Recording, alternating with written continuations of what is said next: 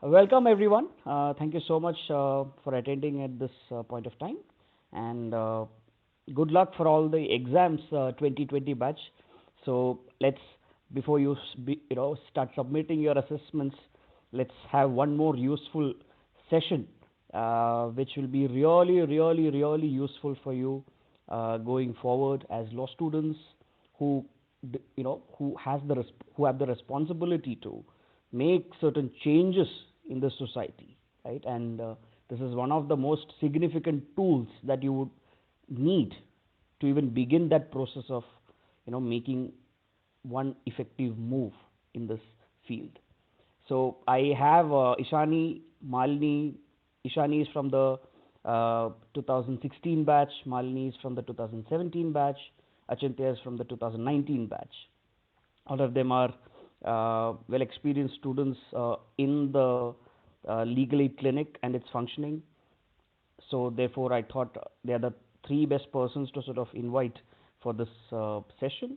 And without any further delay, I would like to sort of invite them, and I will hand over the session to them.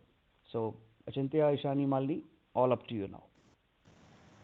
Thank you so much, Professor, for having us. It's really a great opportunity for us to talk about the right to information. So we will basically be talking about three major things. Firstly, we'll be doing like an overview of the Act and the amendments. And we'll also be highlighting the procedure for filing the RTIs online and offline. And we'll end the session with how to draft an RTI, because that's the practical aspect of it, and it's one of the most crucial things to know about in order to effectively like utilize this right. So Malini will start with like an overview of the Act now. Thank you, Shani. Okay, so I'll be doing a brief overview of the Act. Achintya, can we have the first slide? Okay, I have access to it. Great. So a little bit about the legal history on how the Act came about. In 1987, a few workers in Rajasthan actually refused their wages on charges of inconsistent performance. The MKSS then demanded for records from the government on the workers' performance. This eventually led to the enactment of the Freedom of Information Act 2002, and then later this became the RTI Act 2005. So before this, there were a lot of acts which restricted getting information from public authorities, like the Official Secret Acts and other such special laws, which were relaxed by the introduction of the RTI Act. So the major objective of this act is, as you will also learn later in administrative law as well, is how information is important for transparency and accountability of public institutions. So the preamble of the current 2005 RTI Act also states this and says the object of the act is to promote transparency and accountability in the working of public authorities. So about the current law and its mandate, the RTI Act allows every Indian citizen to seek information from any public or government authority. And the authority is liable to respond to you within a specific timeline, which is 30 days. And if they don't respond to you within this timeline, you can appeal this with the concerned state information commissions and authorities. So what kind of information can you ask? Is any public records that the institutions are supposed to have. But certain of these informations are exempt from disclosure under Section 8 of the RTI Act. And these mostly relate to defense, national security, or personal details of persons who are involved with these public institutions.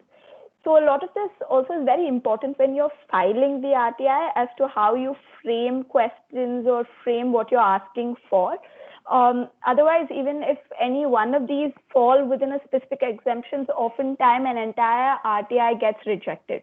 So another way to do this is to ensure you're asking for records or minutes of the meeting, so that those are documents which cannot be refused. And also you can split up your RTIs if there are many different subtopics, or if you're asking for a large amount of information, then you can split up your RTI to ensure that your application is not rejected. Section 4 of the RTI Act also requires that these authorities computerize their records mandatorily and have them up online for access. This is to ensure that minimum resort to the act is used to obtain information, and rather somebody has already filed these RTIs before you can access them online. But the case is often that this is not always followed. We did a study a couple of years back where we analyzed over 200 institutions, and the compliance rate is very poor. So not all of them do follow this disclosure. So now coming to the filing of the application. So this can be done either online or offline. So I'll just be explaining a little bit about how to do the online filing. Ishani will later explain how do we do an offline filing and the procedure for it.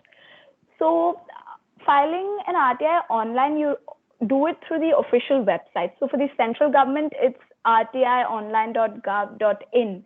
So there are similar websites for the state governments as well. So for just taking the example of central government, when you open the website, you go to the site and you submit a request to file your RTIs, and a series of conditions comes up on your screen, which you read carefully and then you accept them. Then it takes you to the page where you can actually look for the public authority that you want to file for. If that is visible, that is conditional, because not all authorities have a functional RTI portal or online portal through which you can apply. So in those cases where it's not available, then your only option is to file a physical RTI. So if it is available, then under the specific authority, you can select the ministry you want to apply for. After this, the portal will ask you for a range of personal details from your name and other things. And these details also vary from state to state, while some states are more intrusive and ask for your Aadhaar and other details, while some of them are more minimal. Then you can file your RTI once you submit these details. And then you'll have to specify your citizenship, because only, as I mentioned earlier, only a citizen of India can apply for this information. And then post this, if you are somebody who falls above the poverty line, you have to pay the fee, the RTI fee that you're supposed to pay. Post which you can submit your online RTI.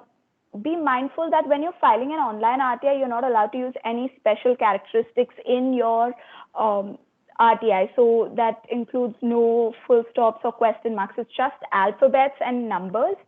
And once you submit this, based on the information you've relayed, you will get your email and SMS updates based on that.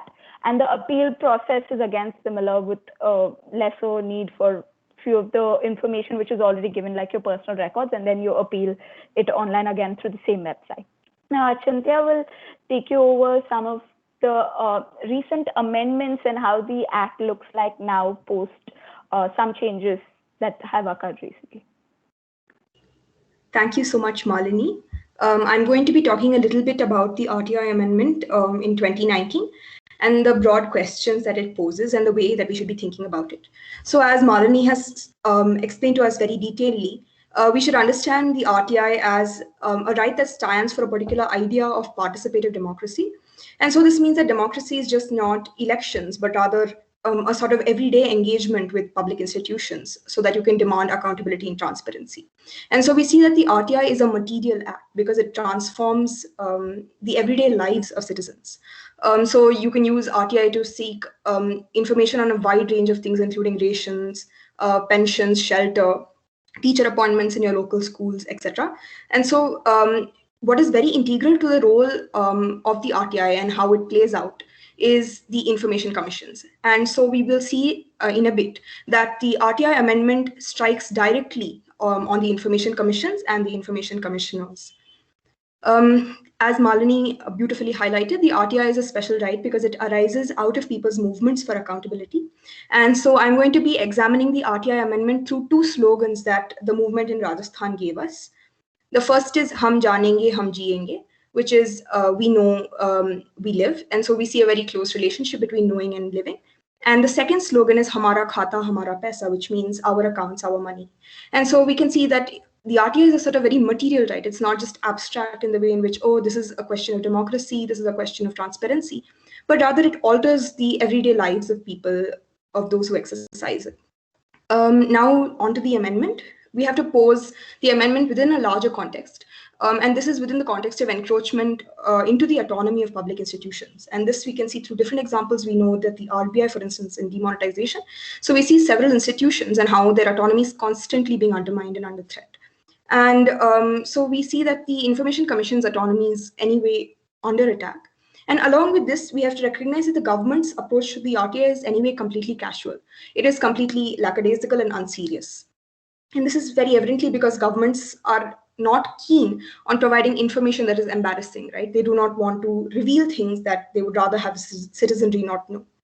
And so we see that independent of the amendment, the government has refused to appoint commissioners. And each time they have appointed commissioners is when the Supreme Court has goaded them. Within the commissions, if you don't appoint chief information commissioners, then the Information Commission does not function. And if you have a shortage of commissioners, the pendencies start piling up. And when the pendencies start piling up, the message goes right down the line that the whole RTI Act is not being looked at seriously. And now you may ask us that, how does it matter if a pendency piles up? This is just a bureaucratic question. But rather, if we consider the example of a woman who's applying for her pension, and if there is a pendency and the Information Commission is not intervening, then it is very much a question of life, that she's waiting for her pension from her local governmental authority, but no intervention is happening. And so there is actually a complete unseriousness toward the approach of the right to information. And within the COVID context, if we see, we will realize that only 9 information commissions conducted online hearings during COVID-19. So there is anyway a lack of seriousness towards right to information.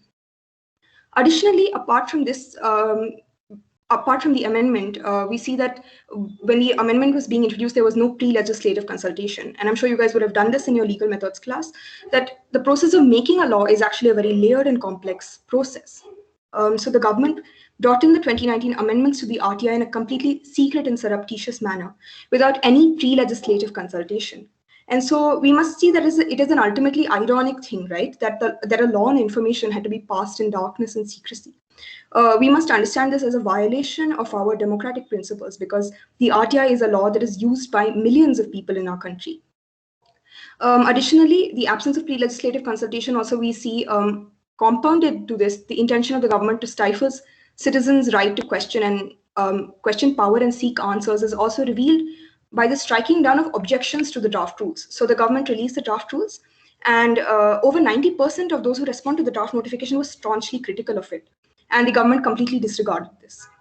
And so every year, when 4 to 6 million applications are filed by people every year, if you change a law like that in democracy that is so robustly being used, you should ideally ask the people what it is that you are going to change, and speak to people if they actually want these changes, right? And so the absence of pre-legislative consultation is a blatant violation of people's right to participate in democracy. Now, specifically about the amendment brings in changes involving the salaries and tenures of information commissioners at the state and center. And as per the amendment, information commissioners who recently have 5-year tenures will have terms that may be prescribed by the central government, and salaries, instead of being on par with election commissioners, will also be decided by the center. Right? So you see that there is an actual attack towards the tenures and salaries of information commissioners. The question that may occur to us right now is that isn't tenures and salaries a purely administrative bureaucratic concern, right? How does tenure and salary actually alter citizens' lives? How does it alter the functioning of right to information? And the important thing that we have to keep in mind, therefore, is that keeping the Information Commissions independent is a signal to the information commissioners to continue to provide information under the RTI and not be worried about the consequences which would manifest at the time the denial is appealed against, right? So a government may deny to provide information to you on a particular RTI application, and the chief information commissioners, along with the information commissions, plays an integral role in asking the government, in directing the government to give you that information. And so what the commissions really do is play a critical role in adjudicating between the government and the citizen and deciding whether the information being sought warrants public disclosure. And so therefore, it is very important, we see, to maintain moral pressure on governments to constantly redefine the line between private and public in an ever-evolving democracy, right? So the information commissions play a very integral role in determining whether this information should be kept away from public eye or it should be disclosed. And so once the information commissioner is forced to work under the administrative framework of the executive, right? So the executive will have a say in salary and in tenure, then it is clear that the appeal process will not be one that is truly independent. Lastly, I want to address this, that now the RTI amendment shows us a very sobering reality. And so what should we be doing? And I think that we should look to the history of RTI to really respond to these encroachments and attacks to the right to information. So the RTI born out of people's struggles must drive us to continue to preserve its spirit. The National Campaign of People's Right to Information, in collaboration with other initiatives, has launched a Use RTI Demand Accountability campaign. And through this campaign, RTI applications are filed by citizens every month on a range of subjects pertaining to public interest in order to demand more accountability and suffuse the spirit of the movement back into the law, right? So what one response that we can certainly have is to keep on asking information from the governments, to keep on filing RTI applications so that we are constantly engaging with public institutions and demanding information that even may be embarrassing to governments. Another very interesting project, and Malini spoke a little bit about Section 4 of the RTI Act. And Section 4 is, I would say, one of the most important parts of the RTI Act, because it says that government should anyway publicly disclose information, that citizens should anyway independently have access to information without having to apply for RTIs, right? So there should be a spirit of proactive disclosure on part of the government, where the citizen does not need to explicitly ask for information. And so there is a project called the Jan Suchna portal in Rajasthan, which is an instance of proactive disclosure. And so what the government has done over here is to make public information so that people do not have to keep on filing RTI applications. And so the RTI movement and legislation are essential in creating a participative citizenry and are integral to exposing abuses of power and process by the state. And so despite the attack on the spirit of the legislation, I will still emphasize the role of the RTI in uplifting human dignity. And I would say that it is very essential to consider that the RTI is a very important tool in uplifting human dignity. And so I would like to end by again reiterating the very beautiful slogan from the movement that truly the RTI tells us, "Hum janenge, hum jiyenge." Thank you very much. I will now pass on to Ishani, who will go a little bit more on how to file RTIs. Achintya, can you just stop sharing the screen so I'll share mine? Thank you.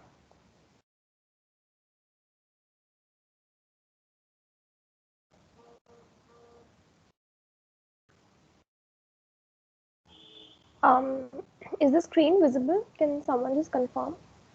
Yes, Ishani, we can see it. Okay. Yes. Thank you. Yes.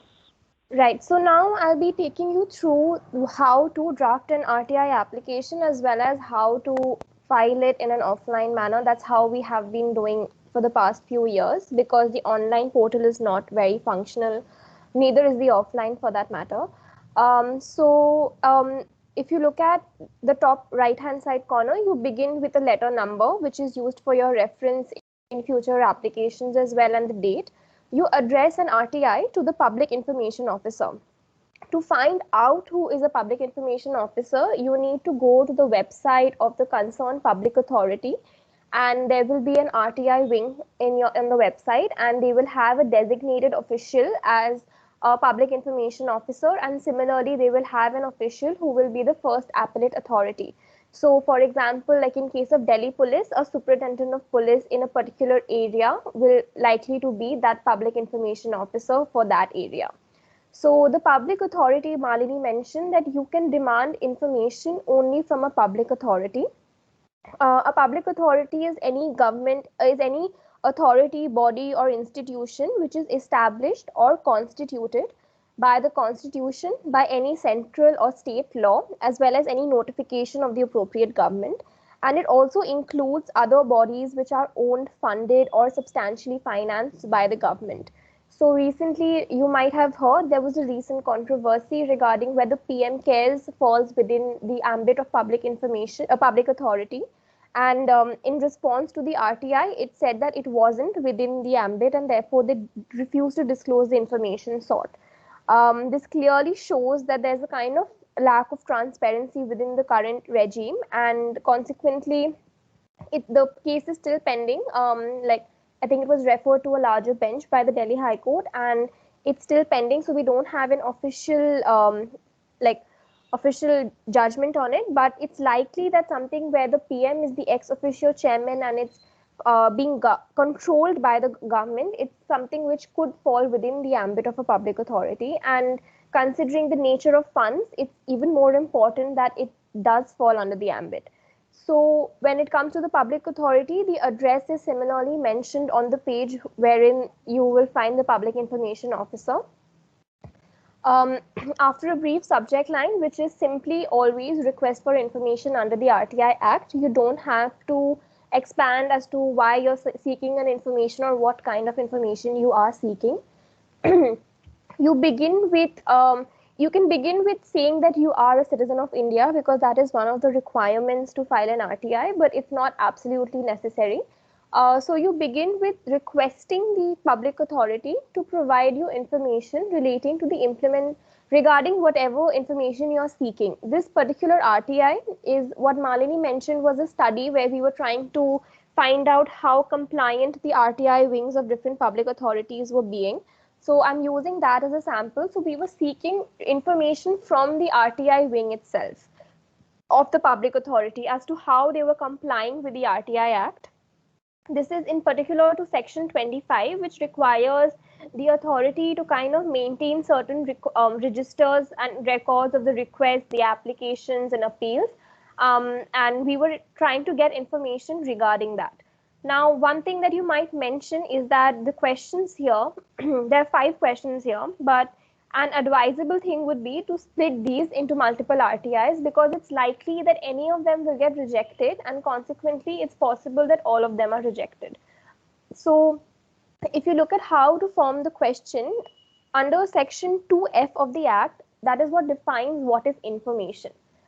So information means records or any document or anything which is printed in an electronic form or like in a physical form, which is under the control of that public authority. So it can include press releases, circulars, orders, documents, contracts, reports, etc. So you will ask for those kind of information. You will not be able to get an information like why did you take this decision, or why did you start this scheme, or how is the scheme being implemented. These are questions which are never going to be answered in an RTI. You will have to ask for minutes of the meeting wherein this scheme was finalized. What were the debates that took place is something which this minutes of the meeting will highlight. Similarly, you will not ask for how has the scheme being implemented. You will ask for a compliance report as to how the scheme is being implemented by the concerned authority. If you read the questions on this particular RTI, none of them are in a question format. They are all listing the kind of information they want. So this is a preferable way of drafting an RTI, but the other way is not wrong either. So you, like for example, the number of requests for information received at your office from January 1st, 2015 to December 31st, 2016. It gives you a very particular timeline so as to narrow the scope of information, because otherwise what will happen is they will say the information is so bulky that we can't provide you this information. You can come to our office and investigate, or like you can find out on your own by coming to our office, and that kind of defeats the very purpose.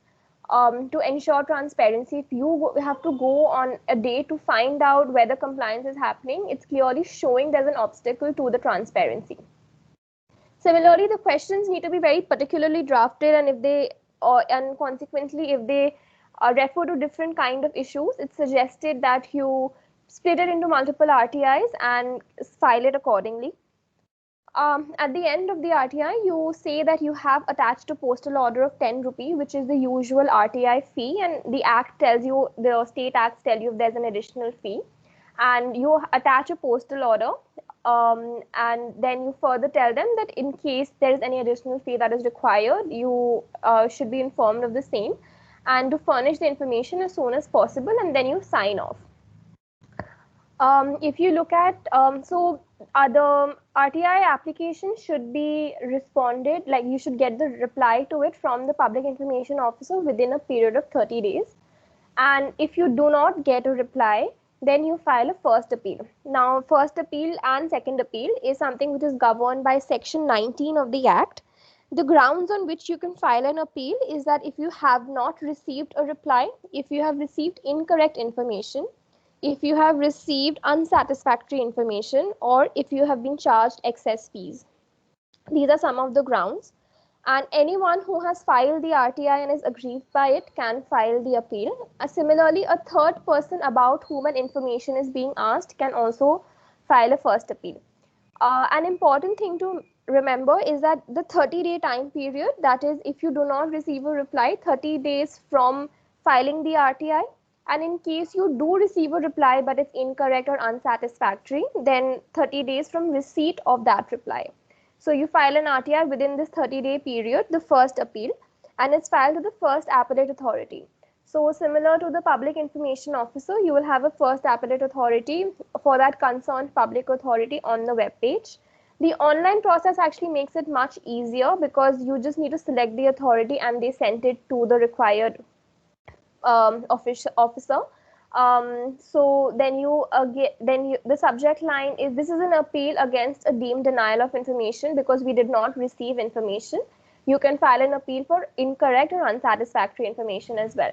And you simply have to mention that you had filed an application for requesting for information, and the mandatory time period has passed and you have not received a response, and you attach the RTI which was initially filed by you, and in case you are appealing against the incorrect or unsatisfactory response, then you attach the reply as well, and you request them for a certain remedy. Now, the remedy can be you directing the public information officer to provide the information without further delay, free of cost, within a certain time. You can also direct them to give the reasons for not giving the information. And this 30-day time period is often not completely adhered to, because sometimes you just wait a couple of more days, or like you receive a reply a couple of days after 30 days. So this 30 days time period is not something which is absolutely binding, but if you do not file it within the 30-day period, then it's suggested that you need to obviously seek condonation for the delay, because that's something that you will do in Limitation Act, because this is something which is so important that you definitely need this information. So if there is sufficient cause, your delay will be condoned. You follow a similar format for the second appeal as well, and the second appeal is filed to the Chief Information Commissioner or the State Information Commissioner, depending on where the public authority is. So if I'm filing it to a state police, it will be the State Information Commissioner. Yes, Achintya? Okay. Sorry, I thought I heard something. So the second appeal is filed to the Chief Information Commissioner or the Central Information Commissioner, and the period for that is 90 days. And the decisions are binding in case of the Chief Information Commissioner and the State Information Commissioner. So that's how you file an RTI and a first appeal. And once you do file an appeal, you will get a personal hearing, because that's what the principles of natural justice will mandate, that you get a personal hearing, and the onus of proof is actually on the public authority for denying information. So they have to prove the reasons why they denied the information, and whether it falls under the exceptions that Malini said, that defense or personal information or national security. And this is how the RTI machinery works. And just one last thing that's left is how to file a postal order.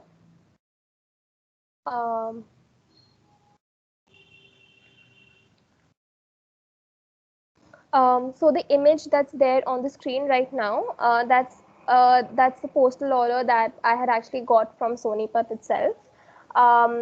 So you basically, in the pay to, you mention the name, the accounts department, not the public information officer, of the concerned public authority. So it's pay to accounts officer of like Delhi Police. And here you mention your name, the sender's name and address, and along with the date. And the counterfoil is for your own reference, that you have filed a certain RTI. The number of both the RTI, the number is important because it helps you track your RTI, is the fact that you have made that payment. You just fill in the relevant details and you put it with the RTI. You do not have to give a postal order or pay any fee for your first appeal or your second appeal. It's only for the RTI application. And if there are excess fees that are required, like for example, under the rules prescribed, or sometimes they charge extra fees if there's a lot of information that you're asking and it takes a lot of pages, they can charge a little bit extra fee per page, like 1 or 2 rupees. So that's how this entire process works. I hope this seminar has been helpful. And if there are any questions, then we'd be happy to answer. Thank you so much, Ishani, Achintya, and Malini. Very useful. I'm sure these are things that most of them would have known, and of course, early exposure to RTI, everyone is very important. Now, I started off the webinar by stating that it's a very effective tool if you have to intervene in certain issues in the society, because you need the information before you make a effective legal action. But it is also at a different level, it is also very useful if as a law student you have to do a research into a particular issue and you have to consequently write an essay or an article about it. Many a times, yes, the Google generation that we stick to our Google searches and SEC Online Manupatra to get the research, and then we start writing an essay. But there are certain issues for which you need empirical data, empirical information before you start writing the legal arguments, right? Therefore, an RTI can be useful for that. Therefore, multiple levels, this tool and this law is so significant. And thank you so much, the three of you, for explaining that in much detail to us. Now, what we'll do is, those who have questions, please keep your hands raised so that I can call, one of you, each of you, sort of one by one, and ask you to, post your questions.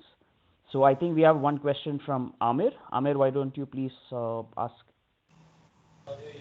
At the outset, thank you, sir, and three of you for conducting this session. I think it's really important that we, especially as first year students, first semester students, get to know about all of this. But the question I had was something that was regarding something that was said, I think, multiple times during the webinar itself, that when we have a lot of information to ask, like different issues to ask, that we should split the RTI. And my only question is, when you say split the RTI, do you mean like in the letter that you showed, do you mean like asking 5 different questions, or do you mean like sending 5 different RTIs altogether? Right. So what I meant was that when you split the RTI, you basically file separate RTI applications. So every RTI should pertain to one specific issue. So it can be basically every RTI will just have one question or maybe 2 questions which are absolutely interrelated. This reduces the scope of being rejected, and sometimes the RTIs also get transferred to some other public authority or some other department, and it's easier that way to keep track of it. So you'll have to file more RTIs and have more appeals if you don't get information. That's definitely the case there, even if you're filing to the same authority. But splitting the RTIs reduces the possibility of rejection or not being answered. Yeah, all right, thank you. Sure. Sorry. Others, any questions? Anything to do with the law, with the practical side of applying?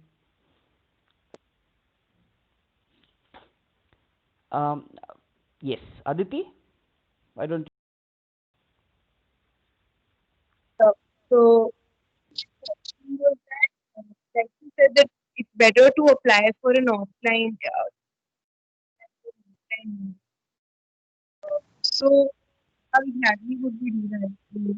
Aditi? I'm so sorry. Yeah, I can't hear clearly. Aditi, we lost you in between. Could you please repeat once again? Yes, I am audible now. Not clearly. What about you, Shani? Can you hear her? It's getting a little cracked up, but let's just repeat your question, please. And like, in case it's unclear, maybe you can type. Okay, I'll type the question. Thank you. We can hear you now, so you can probably speak. Okay, can you hear me now? Yes. My question was that you mentioned that it's better to apply. Uh, We can't hear you. I think you have to type it out. I'm so Yes, sorry.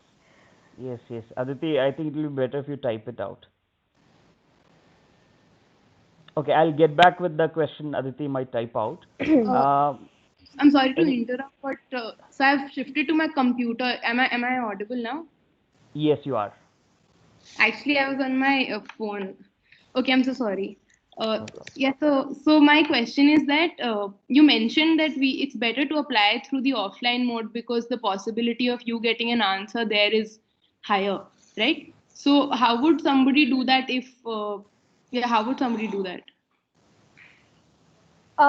You file the RTI offline through registered post, like you send it through speed post. And I don't like what I was trying to say is that the online portal is very underdeveloped in India because till now we have mostly been using the offline mode. The online mode is a little difficult to fill in because it's like they have certain kinds of characters that you can use, certain kinds of characters that you can't use. So just logistically, it's a little difficult to fill in. The offline RTI and the online RTI in India, it's particularly very unresponsive. We don't receive responses on time very easily. And if it's and especially during this time when like the postal services were also not functioning in its full capacity, the offline is particularly very difficult. So that's why now the online RTI filing mechanism is picking up a little bit, and that's what Malini was saying, that some of them don't even have like a they don't even have like a properly functioning page. So that's why I mentioned that you might want to file it offline for now, because the postal services are working. So that's all. Like there's no difference between the two. If the question is something they don't want to respond to, they'll not respond to either way. Oh, yeah, so I had a follow-up question. Like you said that 30 days is the period within which they need to respond, and if they don't, then you can file for an appeal. So if you're, let's say, applying through the offline mode, and if I live in Delhi and I'm applying for something, let's say that's coming from Kerala, so it should require more days. Then shouldn't the like, does the time period differ for different authorities? It doesn't differ. It's a uniform 30-day period. Um, and I think 30 days is quite a lot of time for the reply to come. And yes, Achintya, I think might have something to add. Yeah, I just had something little bit to add. So Aditi, what usually happens is that sometimes, so we recently did a project with the Haryana prisons, and so the jail in Bhiwandi actually responded to us saying, "Give us some time, we will send you this information." So that also may happen, that they may ask you to wait and then send you additional information. So it's not just that the deadline is unreasonable, but they also sort of help you negotiate around it. So it is Okay, thank you. That's all. essentially about, us not taking the 30-day deadline as like a strict deadline and then immediately filing our appeal after that, right? We also have to be prudent from our side. I mean, especially if a situation like what Achintya said happens, great. But otherwise also we have to be prudent, because maybe after 30 days, within a few more days, the letter might come. So yeah, so it's something that practically it becomes flexible, even though the letter of the law says 30. Yeah. Manav? Yeah. First of all, it was very informative webinar. Thanks a lot for that. I just had one small question. Like, how can I view status, or I can say reply of my RTI application on first appeal? So in the offline, there is nothing that can help you determine the status. It's completely like it's you receiving the reply or not receiving the replies. If you send it to registered post, I think they tell you once the RTI reaches the authority. Alternatively, if it's in your own city or in your vicinity, you can literally just go and drop the RTI at that office. But in the online manner, I think you can track the RTI, like whether it has been denied, accepted, or it's still pending, but that's about it. Like there's no way to know whether they've started answering your RTI that way. Like there is no status check, like it's either pending or accepted or denied. So there's just a 30-day period that you need to look at. Okay, thanks a lot. It works. Thank you. Unfortunately, they don't have Amazon like tracking system. Yeah. I think we are far away Right. from having something like that, and it should be, any governmental process also should have that level of structuring someday in the future. Malini, would you like to add on to that? Yes, just taking on a little bit from what Ishani said, actually, I think the online one, like we mentioned earlier, sometimes they do. So when you fill up the details of your email and your mobile number, you do sometimes get email or SMS updates as to the status as to whether it's been, again, not from the end of whether it's being considered or such, whether submitted and something like that.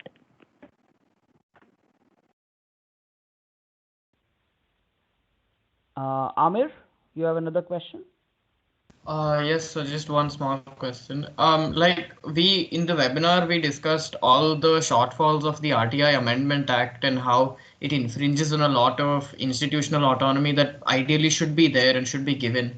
So the only question is, has the Amendment Act been challenged before any court? And if so, like what did the court say, or is it still pending in that case?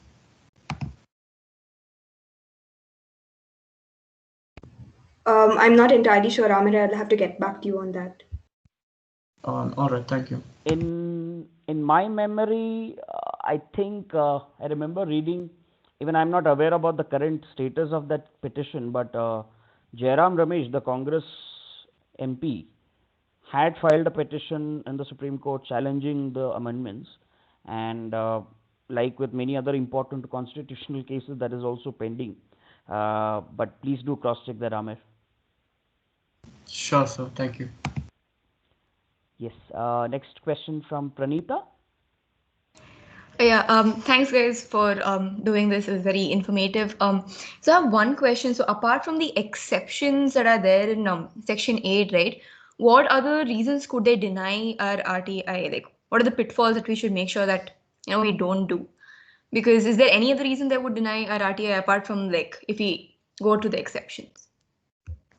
Right. So the exceptions themselves are very widely worded. So it's firstly defense, which includes anything and everything to do with the defense forces, and national security, which is equally a huge ground. Like you will do this in constitutional law, that how national security and public order and these words are very, very widely interpreted.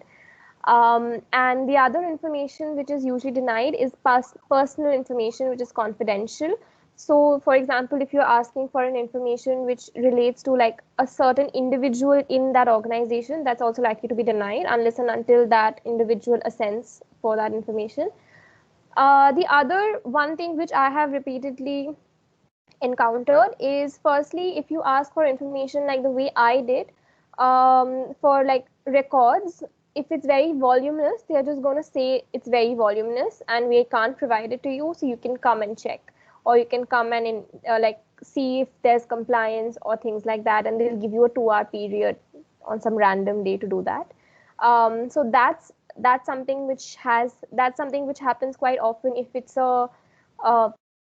if you're asking for very voluminous records or a lot of information. That's something which happens quite often. Another thing is that they transfer the RTI to another authority. If, for example, if I file something on, let's say, something related to maternity benefits, and I file it to, let's say, the Ministry of Women and Child Development, but that's something which falls within labor welfare, it will get transferred to that authority, and that increases your period of time by another 30 days from the day of transfer. And they send you a reply saying that under Section 6 is the one governing transfer. Under Section 6, your RTI application has been transferred.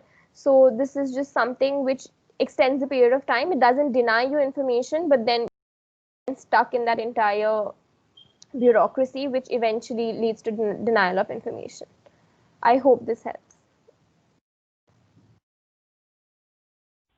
Yes. Pranita, do you have a follow-up, or shall we move forward to the next question? No, sir. Thank you. Thanks, Ishani.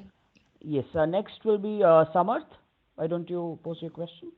Yeah, thank you for the webinar. So I had a question. You said while filing, we should look for things like minutes of meetings or records of review process and stuff. So where would we find like these procedural requirements for public institutions? Like, do they publish it on their website? Do we look to the act that sets up the body? Like, how would we know what are the relevant procedural requirements that these institutions have to follow? I'm not sure what you mean by procedural requirements. Can you just clarify that? As in, if like a certain public body like has a yearly review process or something, how would we know of it? As in, like, we'd have to look for the particular process under which to file an RTI, right? Right. Malini, do you want to go first, and then maybe I can come in? Yeah. So if I get your question right, you're asking as to how you would know what are the things you can file the RTI for, what are the records that are available that you can ask for. So usually I think when we file RTIs, we file it under either specific legislations that have been passed or projects or schemes of the government that have been, which you get, obviously you find it on the internet or you're working on something. Those are things they are bound to disclose unless they fall within any of the exceptions. So usually these are public records which you find very easily online, and most often in our works it usually happens to be something your acts or something flowing from acts or projects or such kind of public scheme. All right, yeah, okay, thanks. Okay, thank you. Next, Manav, do you have another question? Yes, sir. So can I take my RTI back, because there are circumstances that they are ready to show me work before actually accepting the RTI? You can't get the RTI back, obviously. It'll, like, there's no requirement for you to take an RTI back. It's once you post it. Okay, thank you so much. Yeah. So it's like words that are already out of our mouth, it can't be taken back. So it's like that. Yes. Anyone else?